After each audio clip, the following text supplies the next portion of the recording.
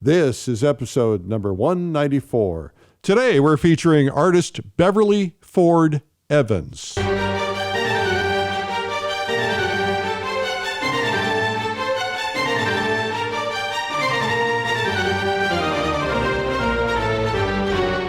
This is the PleinAir Podcast with Eric Rhoads, publisher and founder of PleinAir Magazine. In the PleinAir Podcast, we cover the world of outdoor painting. Called plein air, the French coined the term, which means open air or outdoors. The French pronounce it plein air. Others say plein air. No matter how you say it, there is a huge movement of artists around the world who are going outdoors to paint. And this show is about that movement. Now, here's your host, author, publisher, and painter, Eric Rhoads. Thank you, Jim Kipping, and welcome everybody to the PleinAir Podcast. I don't know about you, but it's been pretty crazy. I'm ready for a little bit of peace and quiet. And I'm going to turn the TV off and stay off social media. I'm a little sick of everything. But anyway, getting outside to paint, no matter what the temperature, that's what I'm going to do. And I hope you'll join me. We'll all go out and we'll just paint this week. Let's make it a point to get out and paint and gaze at some beauty. Because it's just been so crazy. A couple of reminders. First, the PleinAir Convention is going to be happening in May. At least we think so. It promises to be the place we all reconnect, and it probably is going to be the biggest ever. It was actually the biggest ever before COVID, and we had to cancel, so it's going to be bigger, I suspect. But the price is going to be going up on Black Friday, so get the lowest price, book it now. And if you're not sure, book it anyway, because you can hold the price, and there's a 100% refund in the event you or we have to cancel because of COVID. And so go ahead and book it. Look at the dates. Just go to pleinairconvention.com. Also, the deadline, preserving the lowest price on Watercolor Live, our virtual watercolor conference, which is 4 days of awesomeness, coming up that same week, or I think the deadline is the 30th. You'll see the most amazing watercolor artists in the world, and people like me who are experimenting with gouache and watercolor because they don't want to take paint with them everywhere they go. I'm really looking forward to learning from it. And we have a headliner is Joseph Zbukvic, who is the greatest watercolor master in the world from Australia. We have instructors from all over the world and throughout the United States, and we're going to have attendees. We had our last virtual conference, we had 27 different countries, so we're probably going to have a lot. We've already got 400 or 500 of these sold, and so you want to grab a seat while you can. It's watercolorlive.com. Get your seat while you can. In the October-November issue of PleinAir Magazine, we have a special feature on why acrylic is perfect for plein air. 6 artists reveal how they make the most of the medium and why you should consider adding plein air acrylics into your toolbox, another alternative in case you don't want to travel with mineral spirits and things like that. And this week in our newsletter, which comes out every week, PleinAir Today, which if you're not getting, you should be getting, look for the article 6 Keys to Painting Trees, that even rhymes, with character and dimension. 6 Keys to Painting Trees with Character and Dimension. And coming up after the interview, I'm going to be answering your art marketing questions in the Art Marketing Minute. But first, let's get right to this interview with a lovely, lovely lady, Beverly Ford Evans, who is a Nashville native and inspired by the beauty of Tennessee. Beverly Ford Evans, welcome to the PleinAir Podcast. Thank you. Happy to be here. We're happy to have you. We're looking forward to learning all about you and getting to know you a little better. You and I, of course, know each other from our time together at the painting event in the Adirondacks, but yes. This will be fun. We've never really had an in-depth discussion about your background and your career. No, we haven't. This could be interesting. Yeah, well, I hope so. So how did this all begin for you, Beverly? Because I really don't have a feel for when you started painting or when you got interested in art. Well, I was always artsy, craftsy, did art and sewing projects and, needlepoint, and was very creative as a young child through high school. And I was directed in the direction of being an interior designer after high school because, a girl needs to be able to make a living. Right. So instead of going the art direction, my creative direction went to interior design. And I worked in interior design till I was, in my 40s. And just physically I loved it. I had my own at the end. I had my own small design firm and did residential work and loved what I was doing, but physically just could not keep up anymore.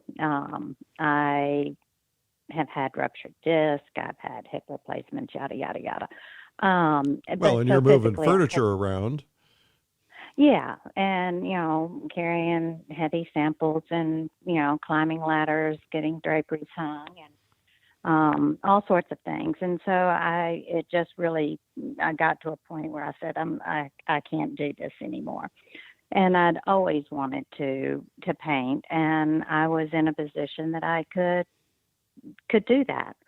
So I made the leap and went straight to painting. So how does one make the leap?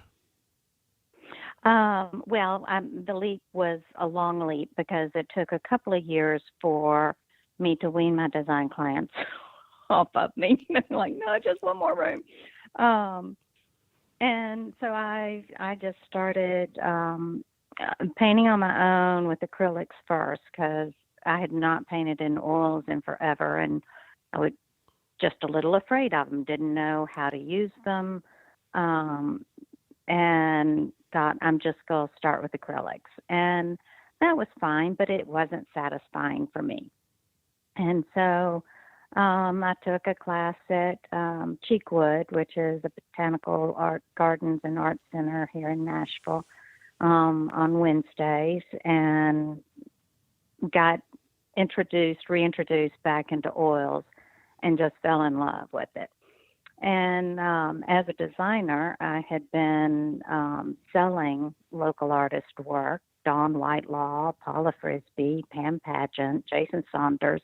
I'd been selling their work and following them for years, and realized they were having a workshop. The Cumberland Society that they all are part of were having a workshop, and took that, learned from there about PleinAir Painters of the Southeast, and started following what they were doing and taking workshops from them. And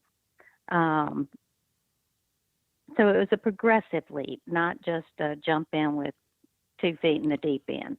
Well, I'm going to take a brief distraction here and just ask you a question, because you said the words, I was selling their work, meaning Dawn Whitelaw and others, when you were a designer. So just for curiosity, because I don't really understand the designer world, a designer, I assume, makes a commission on or purchases furniture and other things and makes money on that furniture when they sell them to a client. I think that's pretty common. How does that work when you're selling paintings? Were you working directly with the artists, or were you working through a gallery? How did that work? Typically through the gallery, yeah. Okay. All right. So I went through the gallery, so it wasn't directly with them. And then do galleries pay a commission to the designers? Typically, I think it's different for a lot, but I think kind of the standard is a designer gets a 10% discount, and you can either pass that discount along to your client, or you can keep that discount. Right. Say a painting costs $1,000, so I pay $900 for it. I can either sell it to my client for $1,000 and keep that $100, or pass that discount on to my client and sell it to the client for the $900. And clients are used to both. Well, I just thought, as an art marketing person, that's an option for people to be able to deal directly with designers, make them aware of the work, and so on, I would think. Oh, absolutely. And, yeah. We have designers that we do work with directly and through our galleries. Yeah. Both Roger and I do. So. Yeah. So when you mentioned Roger, a lot of people don't know who Roger is. You want to tell us what that's all about? Oh, my fabulous husband, Roger Dale Brown. Okay, terrific. So when you decided to start painting, you were not with Roger at the time, I assume. Otherwise, you would have learned from him? Correct. Okay. That's correct. Roger and I first met in, I think, 2002 or 2003, through the Cumberland Society and through the Papsy thing. And we got together and, we were friends or acquaintances really for 4 years. And then 2006, I actually started working for him. And he was doing faux finishing and mural work. And I was trying to be just an artist and had quit my design business. But, a little income here and there wouldn't be a bad thing when you're a brand new fledgling artist. So I started working with him in 2006, and I guess about 6 months into it, we realized that we kind of liked each other. Funny how that works. It is. Yeah. So let's continue with the story. So you had started painting. What happened then? Oh gosh. Well, I got into a gallery, local color gallery here in Nashville. Got into a couple of other smaller galleries around the Southeast that have since are not with us anymore, as many of the smaller galleries are not.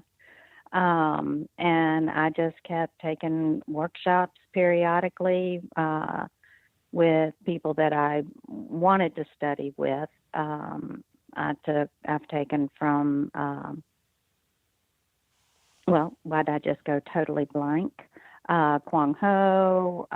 Actually, Roger and I once flew out to California and took with Jeremy Lipking. Who else have I taken with? Dawn, of course. Well, everybody studied with Dawn. Every tag's taken from Dawn. I know it. She's had a huge influence. And of course, I help Roger with all of his workshops, so I get a lot of Roger Dale Brown workshops every year. Yeah, I would imagine so. So, when did the whole plein air thing start happening for you? As obviously, you started painting. Did you go outdoors right away? You said you got involved with the plein air of the Southeast. No. I started in the studio. It wasn't until I was introduced to plein air of the Southeast that I really knew anything about plein air painting. And at the time, I didn't have a nucleus of artist friends in the Nashville area. And I would go out some on my own here, but not much, mostly when I would go to plein air workshops or plein air events. And then, as time went by, I developed more artist friends and joined a group here called the Chestnut Group, which is a plein air group that partners with land conservatory organizations, and we have lots of paint outs all year long. So it's easy to get on property that you would normally not be able to get on. You can get to see views of rivers, which we have an abundance of here that you normally wouldn't get to do. So that's been a huge step in going outside for me. But I think the turning point for me was when I got the opportunity in 2014 to go out west with a group of who I consider, and I think a lot of people consider, some of the best painters and plein air painters in the United States alive today. got to go as a cook on a painting trip for them in Walden, Colorado. And even though I was their cook, I also got to paint with them. So I felt very grateful and very blessed to be able to do that. And I realized on that trip that I was getting totally distracted by the wildlife in the area, the birds, the animals, and that has become when I guess I got my big draw on wanting to paint wildlife. We'd all go out and paint during the day, and I'd go in about 3:00, get dinner started, and get things on the stove or in the oven, and then get in one of the gators and go on my photo safari and looking for the moose and the elk and the mule deer and watching the ducks in the ponds and the hawks in the trees and the bears, and just got hooked. And so now when I go out and PleinAir paint, I really focus on the environment of the animals, and then spend a whole lot of time studying wildlife while I'm out there, just sitting and observing and taking a lot of pictures. I typically don't paint wildlife while I'm on location. They may get gestured in, but, I do spend an immense amount of time just studying them and then going back and reading about them and, Well, I would think that when you're painting wildlife, or I dare say not painting, but seeking wildlife, finding it is oftentimes difficult. I know I've gone out many, many times trying to find a moose in places where they tell me the moose are, and I never yet have once found one. So what's your trick? What's your secret to finding the right wildlife? I would imagine ducks and birds are a little easier, but how do you find the big wildlife? Yeah, they're a little easier. It is difficult. And, one of the animals I continue to hunt for is the bighorn sheep out west. Never seen one in person. Did get the opportunity to see the mountain goats, though, and spend time on Mount Evans with the mountain goats, which was a lot of fun. But you're right, it is difficult. That trip, we were lucky enough, the ranch that we were staying on was a 2,000-acre ranch, and it was full of elk and moose and mule deer. So I just got lucky. Yeah. So my dad is driving down, just driving down the road and seeing something off in the distance and go in that direction. It's like, okay, there's one, I'm on my way. That reminded me of something. And my dad is a photographer, and he has a lot of wildlife, and there are camps or workshops, if you will, or I maybe not even workshops, but there are places for wildlife photographers where you can pay a fee and come in and photograph. They'll bring in the wildlife into the setting. So anything you can think of. I hadn't thought about that, but do you ever do anything like that? We've had the opportunity once, and I can't honestly remember why that fell through, that we were not able. I think it may have been a weather situation. Yeah. But it is something I would love to do. Yeah, sounds like fun. And do you find that wildlife paintings sell pretty well, or do you care? They do, and no, I don't care. But they do. I've had quite good success. I've been involved with the Waterfowl Festival. I was involved with them for years, and the Southeast Wildlife Expo in Charleston. I'll show again with them this year in February, and I've shown at the Plantation and Arts Festival that's in Thomasville, Georgia. And then even through my galleries, I've had very good success with my wildlife art. Yeah, well, that's terrific. So, But I love painting them so much. If they didn't sell, I wouldn't care. yeah.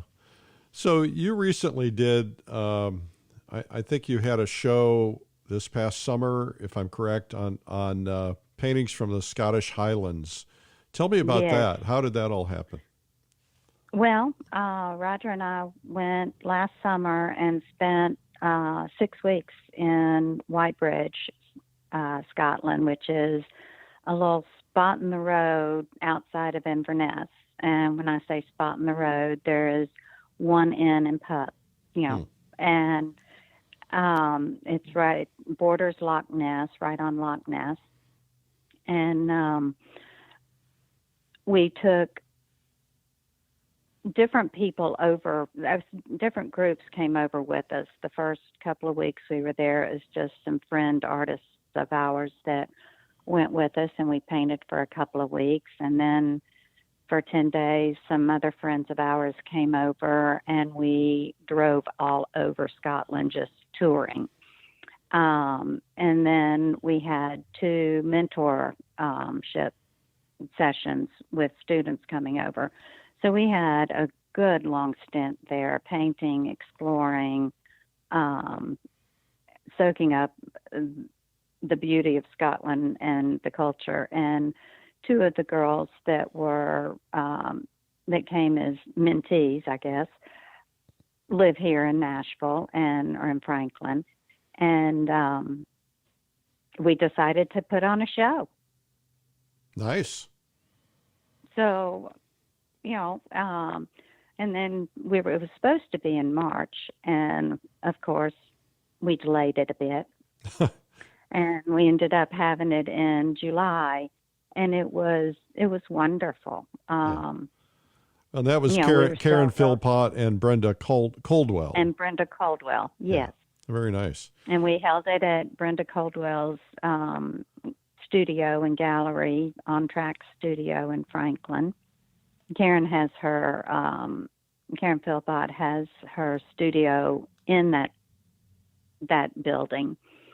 So they were gracious enough to ask me if I would like to join them in this show. Very nice. And we had a great day. Well, it's interesting. I went with a group many, many years ago. There were maybe 6 or 7 artists, and we rented a castle. And we went to Scotland, and I was the only one that painted. Everybody else, we all went and toured and photographed, but actually finding the time to paint when you're there for such a short time is difficult. And, everybody wanted to just get as much source material and photographs as possible. And so I would imagine even you were there, how long? 6 weeks? 6 weeks. Yeah. Even then, that time goes by so rapidly. Oh, it did. So were you actually painting there, or was it all pretty much touring and photographing? Nice. No. We painted most of the time. Really, the only time touring and photographing was for a 10-day stint in there, where the people that came to stay with us were not artists. I see. So that's fun. Roger and I still painted some, when we'd get back to the house in the evenings, and, it's that time of year in Scotland, the sun doesn't ever set. So there would still be beautiful evening paintings that we would be able to get in the evenings. Yeah, nice. So a lot of people are listening to this from places all over the world, and there's oftentimes new people just learning to paint, and there are people at all different levels, of course. I'd love to talk to you about some thoughts and ideas on painting and composition. Do you have anything that comes to mind that you'd like to share? Oh, well, figuring out your composition when you're on location can sometimes be a challenge, depending on what the topography is that you're looking at. It's, your attention is captured and you see something beautiful, but is it paint worthy? And can you make it paint worthy? Can you adjust where a tree is, or bend the lane, or accentuate the light just a bit to enhance a composition. And many times, yes, you can do those things. We're not out there to, in my opinion, to copy per se. We're out there to create a memory, to evoke a memory for somebody else looking at the painting, to express what we're feeling. So how do you determine what paint-worthy is? It's great word. If there's a composition, just because it's beautiful doesn't mean it's going to create a good painting. Yeah. And that's what I was talking about. If you need to bend a lane or remove a tree or move a tree over to lead somebody into a painting correctly, with a good composition, and to give them a tour around your painting and let them leave with an experience, or just look at it and go, oh, great colors.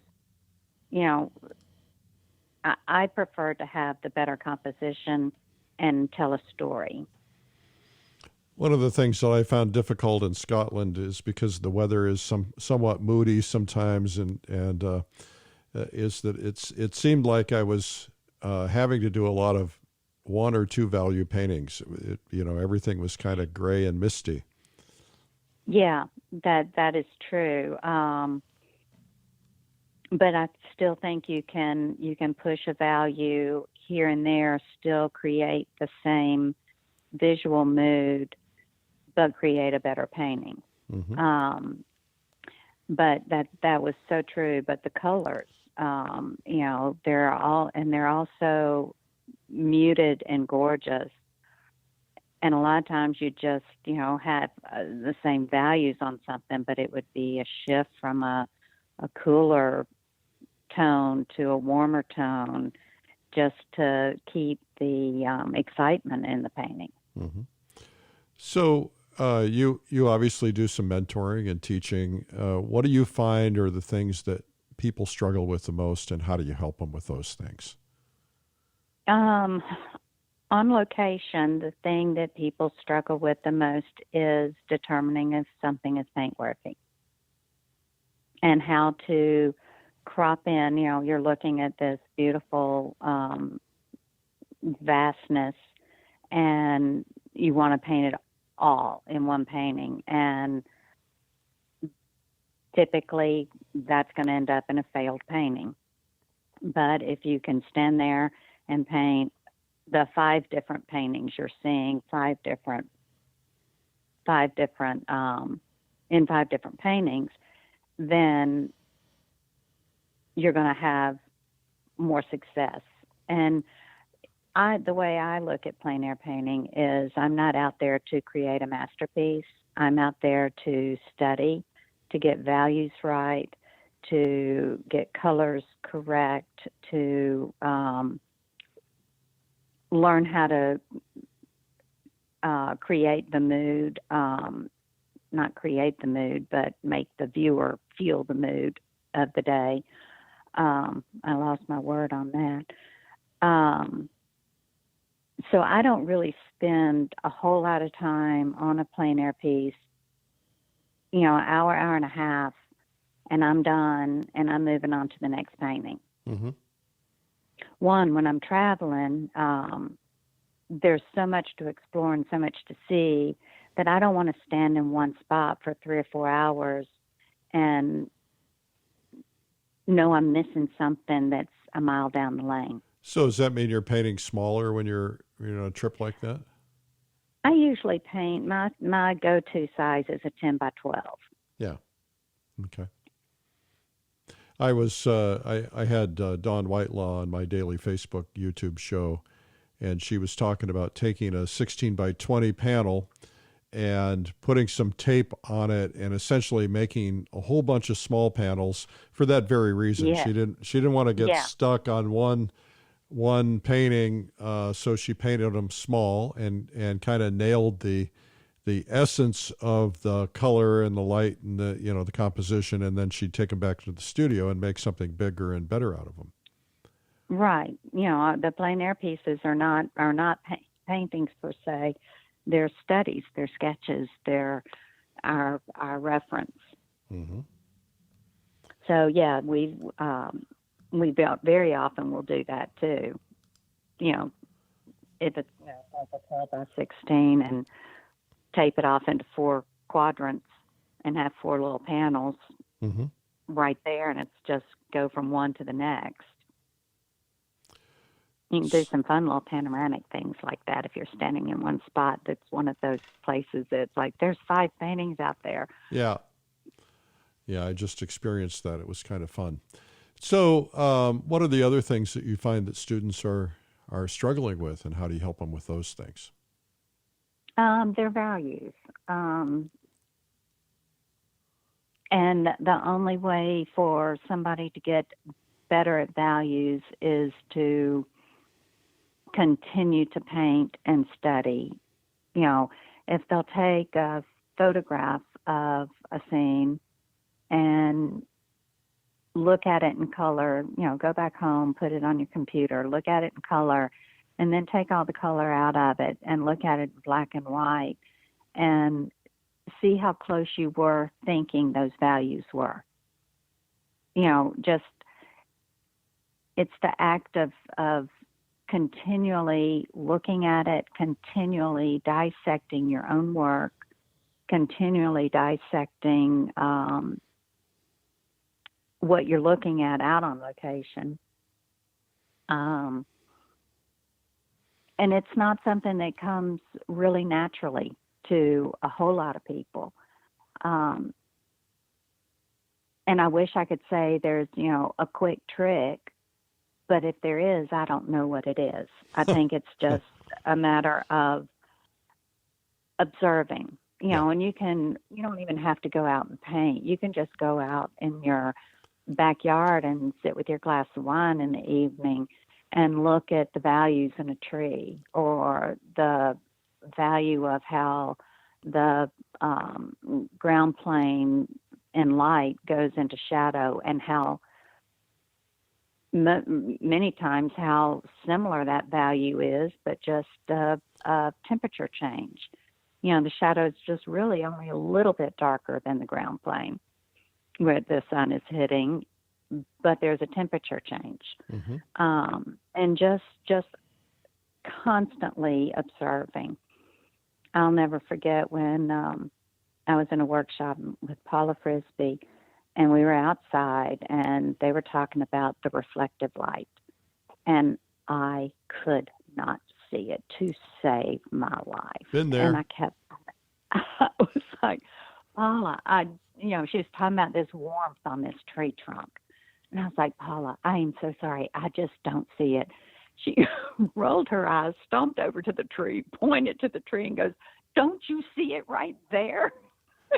Started laughing. I was like, well, now that you pointed it out, yes, I do. And that was my aha moment of, I'm looking for a real change. And then it's like, no, these changes are so subtle. Yeah. Then, and once I saw that, then I started seeing it other places. Well, that's the key. That's the key. Whenever you learn something new, you have that information. It's kind of like the old story of the pink Volkswagen. You never see pink Volkswagens, but once you start looking for them, you see them everywhere. They're everywhere. That's right. Yeah. It's just really learning value, learning the little nuances is really just a matter of time and dedication to looking for it. And once you find it, you'll start seeing it more. Yeah. Yeah. One of the and things. Sometimes it's going to take somebody pointing at a tree and going right there, just like Paula did for me. So a lot of painters struggle with value because of their painting environment. So What is your best advice for that? In other words, if you're painting in open light versus in shade, et cetera. Absolutely. I think it's highly important to keep your palette and your canvas out of direct sun. It's going to throw your values completely off. You're going to bring your painting back in and go, this was so bright and light outside. Why is it so dark? Yeah. The sun hitting your palette and your canvas is going to totally blow your values out of the water. Yeah. You might are looking at it out there, but one, you get this glare back from the white canvas that saturates your eyes and makes your eyes tired, so that you then can't see the values in the scene you're looking at. So do you tend to tone your canvases just to prevent that from happening? I do not tone my canvases. I'll turn my back to a scene just so I don't have the sun on my palette. Yeah. And it is kind of humorous when you're doing that and painting out on location. People are wandering around and they come behind you and they're looking over your shoulder and they're looking at what you're painting and they're looking out in front of you going, what are you painting? Yeah. Like, turn around. Yeah. I'm painting that back there. And that helps a lot with your memory too. Because you turn to look at your scene and then turn back to your canvas. That also, in my opinion, helps you be a little more creative as an artist as opposed to copying what you're seeing. You're painting from your memory of what you just saw as opposed to just copying. Well, I think memory training is something that Da Vinci talked about, and it's something that I think we all need to focus on a little bit more because, there are times out there when you don't have a sketchbook or a paintbrush with you, and yet, you see the color. I think the thing that hits me the most are the sunsets or the sunrises, because you cannot capture the color even if you have a camera. We all take pictures of sunsets, and you look at it and the color is just not the same. So having that memory training just to be able to say, this was a salmon color in the sky, and the cloud was this purple color, and trying to find a way to remember that is huge. It is. And, fortunately, we all carry a little technology around in our pocket with us all the time. And you can push that record button in your notes on your cell phone and leave yourself notes. Oh, that's a great idea. Never really thought about that. Oh my gosh, you don't have anything but your cell phone with you. You've taken the picture, the colors are blown out. Hit that little record button and talk to yourself and tell yourself what that scene is making you feel like, what the colors you're seeing are, how the clouds are shifting over to the west, and, leave yourself little love notes on your notepad on your phone. What a great idea. There's some artists out there who will, they'll take the sketchbooks and they'll just write little numbers that represent colors that they have on their color charts. I'm not quite that organized. I'm not quite that organized either. I just soon hit that button and leave myself a note. But, if you've got your sketch pad, and I will write down colors as opposed to the numbers, because I just don't have that my brain doesn't work that way.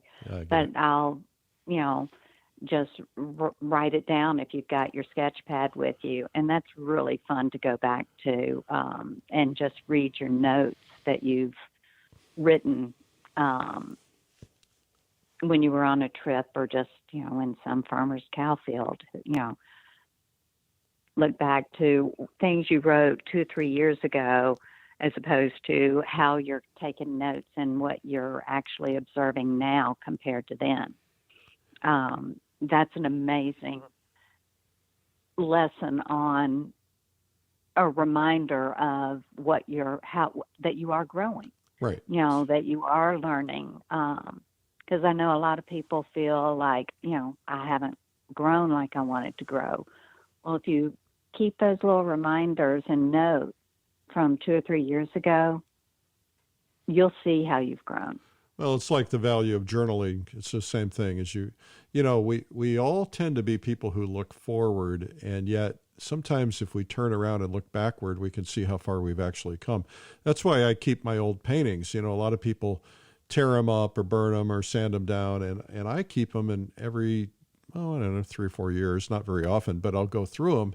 And, something that I was absolutely in love with, I hate, something I hated, I love.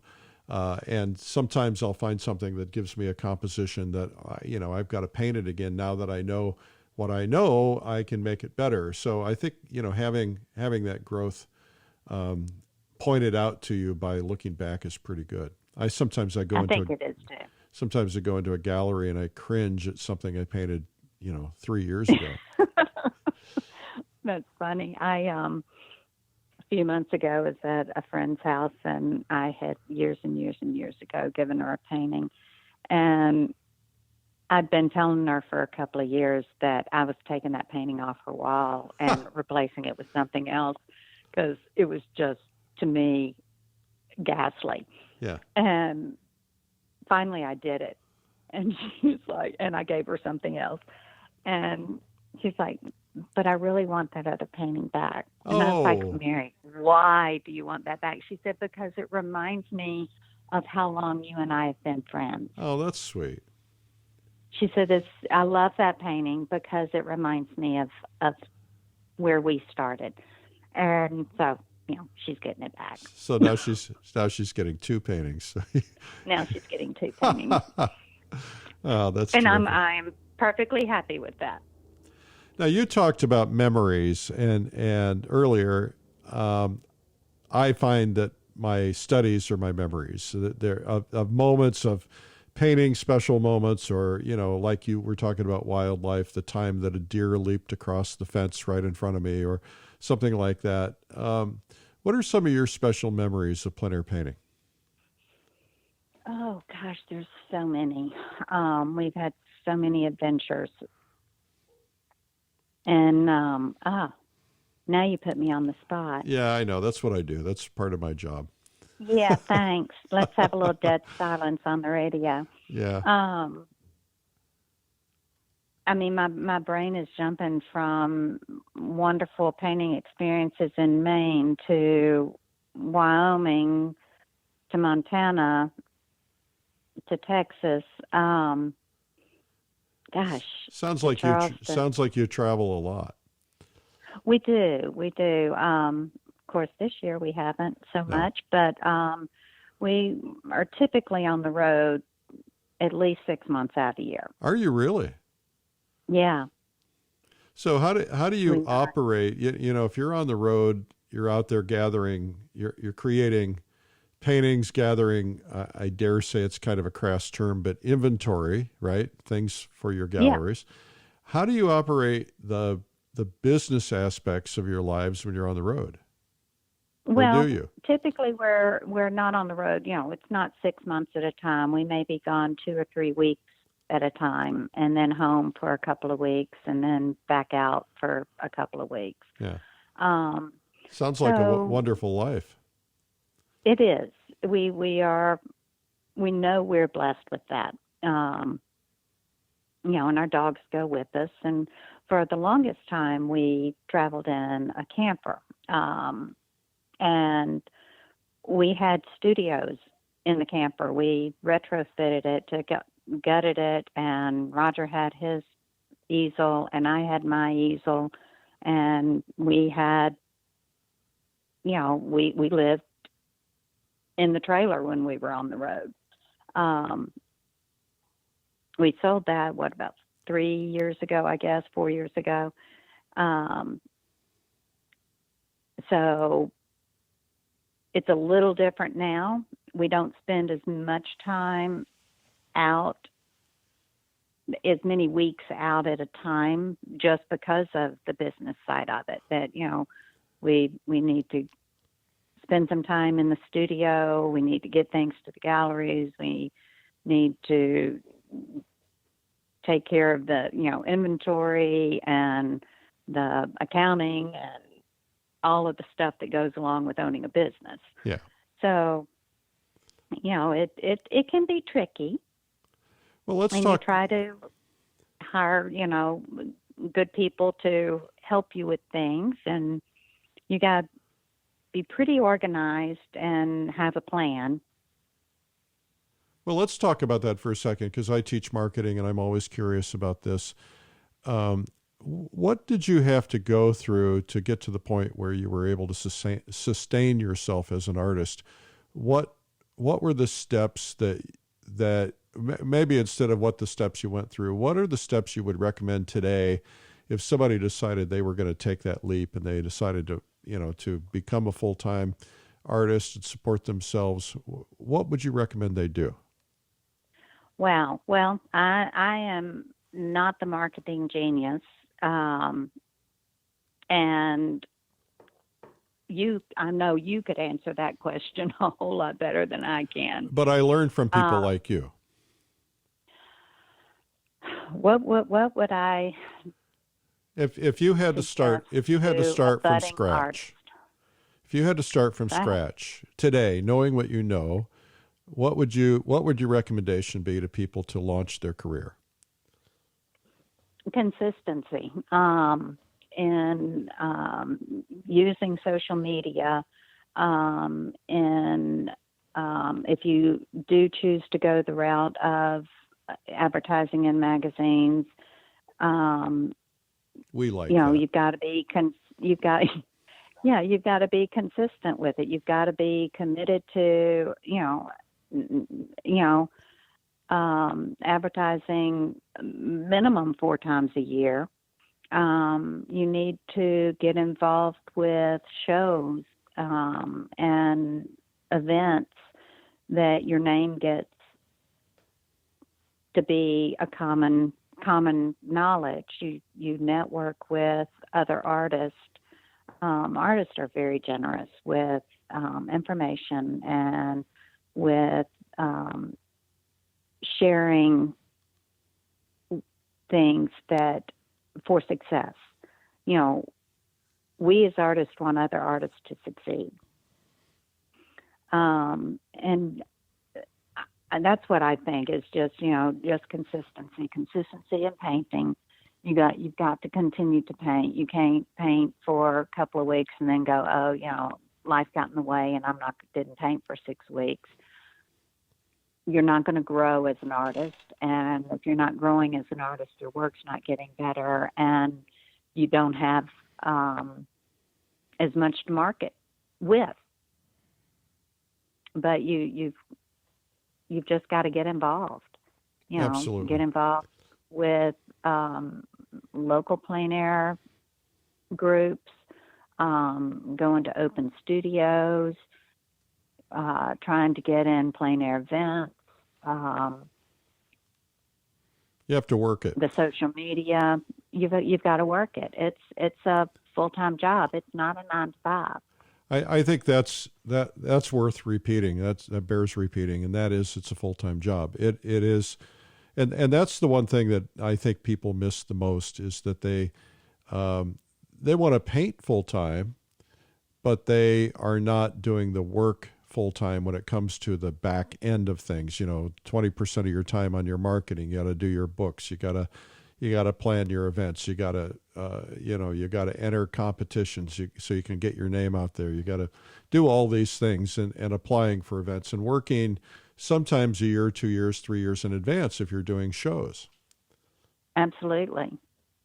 Not for the faint. And I think it's highly unusual for somebody to say, okay, I'm going to start painting, and they spend a year or 2 learning the craft and then say, okay, now I'm gallery worthy. Well, maybe you are, maybe you're not. How do you know? And how do you know is a good question. when you go to a gallery and get rejected time and time again, when you've got your core group of artist friends that you all critique each other's work, that you help each other. You yourself are not going to know by yourself. Right. Right. I just don't think that's possible. You can have. Your mother will tell you you're ready. Your mother will tell you you're ready. Your husband might or wife might tell you you're ready. Your husband wouldn't. Your husband wouldn't. He would tell you the truth. My husband wouldn't. Yeah, no, my husband wouldn't tell me I was ready. If it wasn't ready, he'd go, don't put that out there. Yeah. But, and I don't mean a group of critical people. I mean a group with a critical eye. Right. That can give constructive critiques on your work. Absolutely. Well, I think that's a starting point for everybody. If somebody puts you down, if somebody is constantly being negative, go somewhere else. Yeah. That's not being helpful. And it needs to be somebody you respect their opinion from an artist standpoint. Well, I don't know about you, but no matter how good I get, I cannot see all of my mistakes. I can see some of them. And yet, if I've got a buddy that I just know instinctively something's not working, I just don't know what it is, I will email a photo or something to a friend and I'll say, I can't see it. What's wrong? And they can point it out instantly. And that's the value of having that kind of a support system. It is. You're exactly right on that. It's, I don't know where I would be today without that, because I can't see errors in my work sometimes too, or a lot of the time. So do you guys critique each other's work? I would think sometimes being a husband and wife together as artists has some real positives and probably also maybe a couple of negatives. We do critique each other's work. We don't give unsolicited advice. Oh, that's interesting. If Roger says, I need you to look at this painting, then I'll go look at that painting and tell him what I see or, my thoughts on it.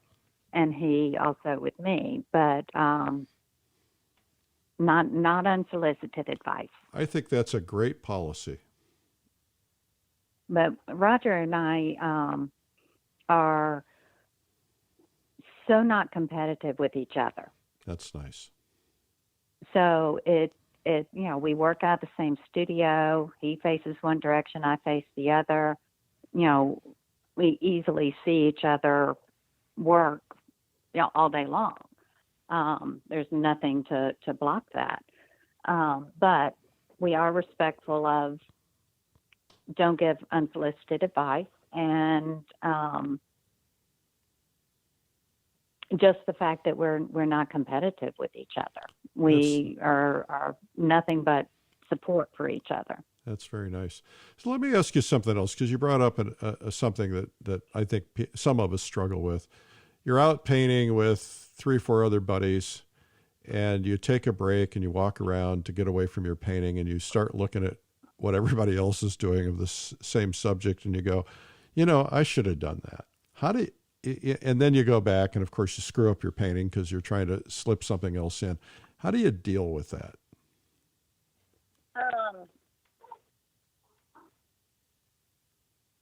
I deal with it by being excited for them that they saw and could pull something out of that I hadn't seen. I remember it, and when I don't go back to my painting that I'm working on, but I remember it when I take my painting back in the studio and want to paint something from it. It's like, I remember what so-and-so did in that situation that was beautiful. And I'm going to try to apply that here. But at the time, I don't, because mine is a sketch. I'm not trying to create a finished masterpiece out there. So I'm not going to negate what I saw and what I wanted to say in that painting. I'll just maybe apply what I saw in their work to the next painting. Yeah. Well, I suppose that's kind of like working on your painting, and then the sky changes, the cloud changes, everything else changes, and it's that temptation of changing everything because something changed. You just gotta kind of put the hooks in and stick with what you've set up yourself to do. Otherwise, you're going to be chasing everything. Right, and your goal, and you could easily end up with mud on the painting, and you've lost what you were trying to tell yourself in the first place. That's right. Well, Beverly, we're kind of coming down to our time limitations at this particular point. Is there anything we've not discussed that perhaps you'd like to make sure we talk about?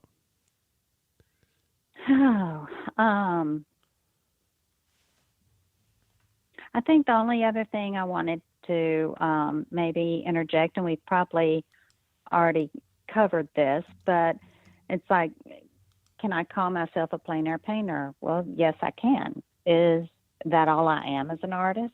Absolutely not. I'm an artist, and I use my passion, my plein air, my photos, my observations, my studying of animals, my studying of other artists to produce the best art I can today. And tomorrow, I hope to paint even better. Yeah. Well, that's what we all hope for. Well, you're a great inspiration. That's our goal. Oh, thank you. So tell us your website so everybody can go and look at those beautiful wildlife paintings. Oh, thank you. It's BeverlyFordEvans.com. Outstanding. Well, Beverly, it's been a pleasure getting to know you and learning more about your painting life and your personal life. And thank you so much for sharing this today. And thank you for being on the PleinAir Podcast. Well, I appreciate you including me in this, and it was a pleasure talking to you. Well, thanks again to Beverly Ford Evans. I really enjoyed that, really getting the conversation going. She's really pleasant to talk to. Love her husband, Roger Dale Brown, as well. You guys ready for some marketing ideas? This is the Marketing Minute with Eric Rhoads, author of the #1 Amazon bestseller, Make More Money Selling Your Art, Proven Techniques to Turn Your Passion into Profit.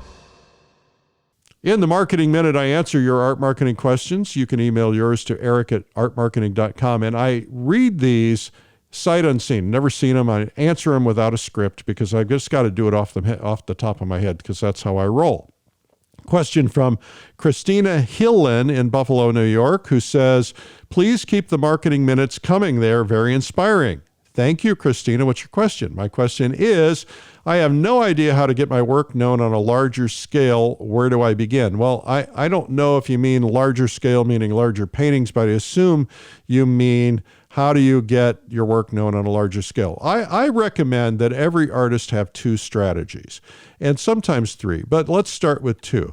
I think as an artist, you start out local and you really get well known locally. We have a product that we created called Art Market in a Box. It's really designed to get people to become kind of the known artist locally in their community and really be the person that everybody relies on for charity auctions and getting your name out there. And anytime there's an artist mentioned in the media, it's you. And anytime that anything's going on, it's like you, right? We want you to become a local star.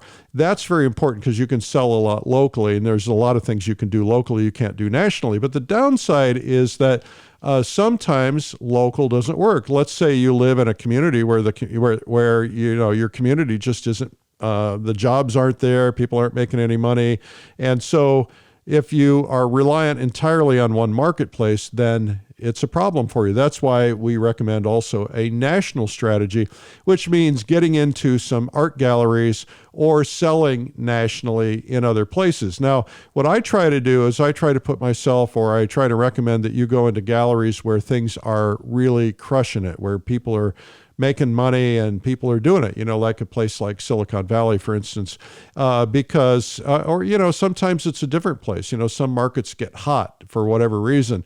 Try to be in those markets, or maybe places that people go on vacation when they're allowed to go on vacation. But if let's say you had a gallery in Hawaii and everybody was going to Hawaii and now nobody's going to Hawaii, well, you're not going to make any money from that gallery. So that's why you want to have 2 or 3. I don't recommend more than about that.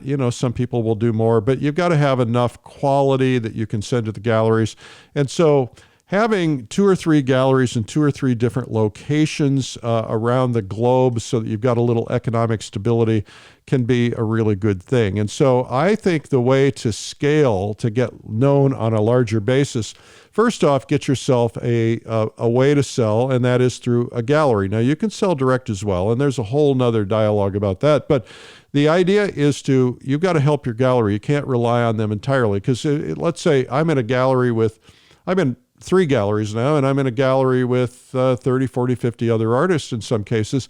And so, what's going to make me stand out? And the thing that's going to make me stand out is my name, my brand, right? So you want people to seek you out, and the way to do that is you got to build a brand. So that's when you start your advertising strategy. That's when you start a social media strategy.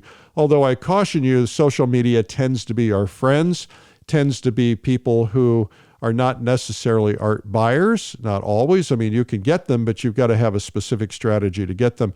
And then, you've got to work it, and you got to work it constantly. You got to just keep it out there year after year after year. As long as you're in business, you got to be working on your advertising and your visibility, your publicity, things like that. So the way to begin is, start out by building your brand, getting known, and getting used to selling things. Maybe ramping it up locally, but then starting out nationally. Now, here's a question from Sean Stanley in Charleston, South Carolina. Hello, Sean. Sean says, recently my local art center had a blowout sale. You could ask $10 to $100 for your paintings.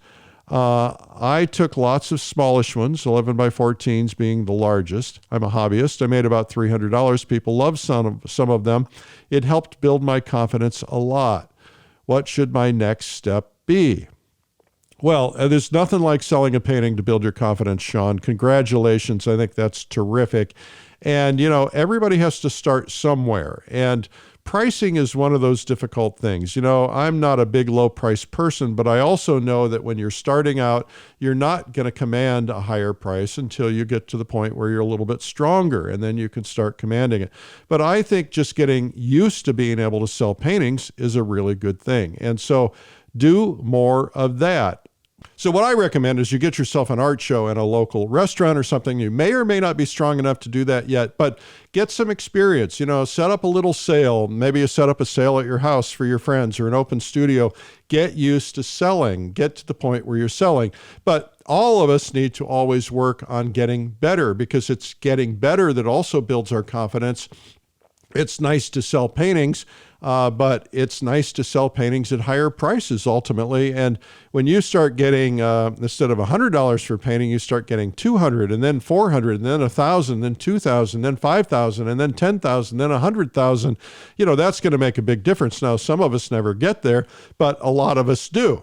I'm not, but I think that means that you want to be constantly pushing yourself to elevate your skills. And one of the ways to do that is to enter art competitions, because now you're up against other people, and it does something in your brain. It clicks something off in your brain and makes you try harder and makes you step up and makes you say, can I make this painting better? So I think that's a good next step, trying to get some art competitions, and you get that validation if you win. Now, not everybody wins, and a lot of people enter many, many times and never win, and sometimes they do.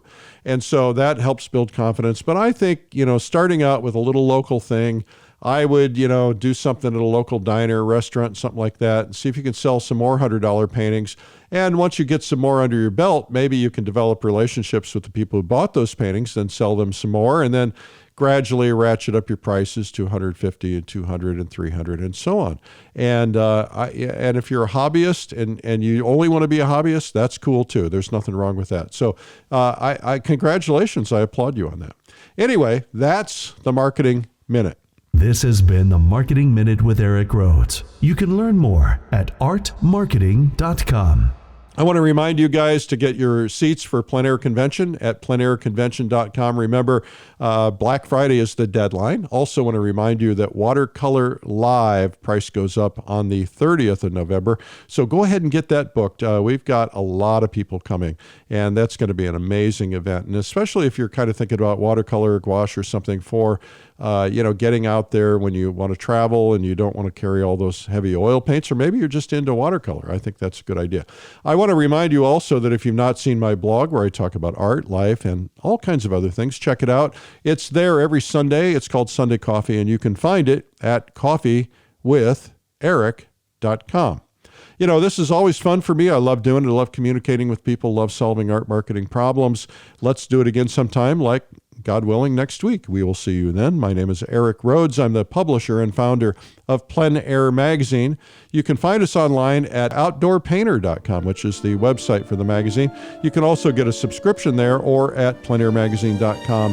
And that's where you can also go to get into our newsletter to find it and to subscribe to it. It's PleinAir Today. All right. Remember, it's a big world out there. Go paint it. We will see you soon. Bye-bye. This has been the PleinAir Podcast with PleinAir Magazine's Eric Rhoads. You can help spread the word about plein air painting by sharing this podcast with your friends. And you can leave a review or subscribe on iTunes so it comes to you every week. And you can even reach Eric by email, eric@pleinairmagazine.com. Be sure to pick up our free ebook, 240 plein air painting tips by some of America's top painters. It's free at pleinairtips.com. Tune in next week for more great interviews. Thanks for listening.